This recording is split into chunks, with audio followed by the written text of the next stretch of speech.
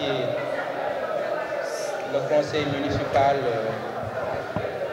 remercier aussi tous les conseillers, les populations aussi qui ont assisté à ce débat d'orientation très riche. Et ça a permis aux populations de donner, d'exprimer leurs préoccupations, leurs points de vue, leurs visions, de partager avec nous leurs projets. Et c'est un exercice très utile qui nous enrichit. Et je pense que nous permettra d'aborder de nouvelles perspectives.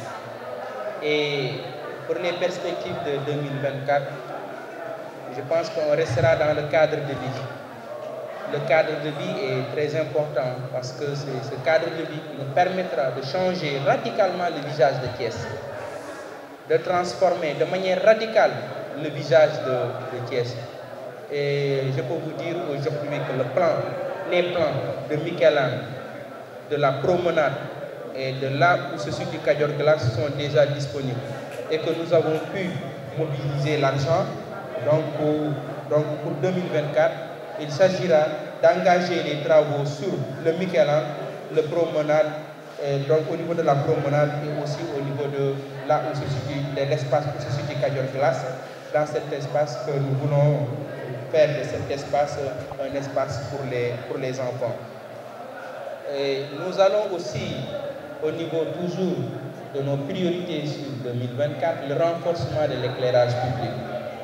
Et c'est extrêmement important l'éclairage public, parce que l'éclairage public donc, crée la sécurité, mais aussi crée la vie. Donc cette année-ci, 2023, nous avons mis presque 200 millions, mais sur 2024, nous mettrons plus de 300 millions. Pourquoi? Et je pense que c'est pour renforcer l'éclairage public au niveau de Thiès. Et l'autre priorité, ce sont les feux tricolores. Nous avons déjà fini de faire les études. Nous avons beaucoup travaillé avec l'école polytechnique et les services de la ville. Donc nous nous sommes engagés à faire revenir les feux tricolores donc, au niveau de Thiès. Donc l'autre élément, c'est la bibliothèque municipale donc, de Thiès, de la ville de Thiès. Donc il reste aussi une priorité au niveau donc, pour l'exercice 2024. Voilà un peu les 4-5 priorités que nous avons sur 2024. Donc vous vous rendez compte, on restera dans le cadre de vie, l'éclairage public, la formation. La formation est tout importante parce que pour 2023, on avait mis une enveloppe de 120 millions. Pour l'exercice 2024, on mettra 200 millions ou plus. 200 millions ou plus. Parce que nous nous sommes rendus compte aussi, c'est un secteur clé, la formation. Il faudra soutenir ces jeunes-là pour assurer à ces jeunes-là une bonne formation. Félicitations. Qu'est-ce qui a été déterminant dans le cadre du PACASEN qui donne aujourd'hui Thiès première? Ce qui a été déterminant, c'est l'échec de 2021. Il n'y a pas autre chose. Cet échec de 2021 qui a fait que nous avions perdu le PACASEN, c'est ça qui a fait très mal. Et ça réduit notre capacité en investissement lorsque vous perdez PACASEN. C'est ça qui a fait que j'ai piloté cette affaire-là de bout en bout. Et donc avec tous les services de la ville, c'est ça, je pense que l'élément déterminant.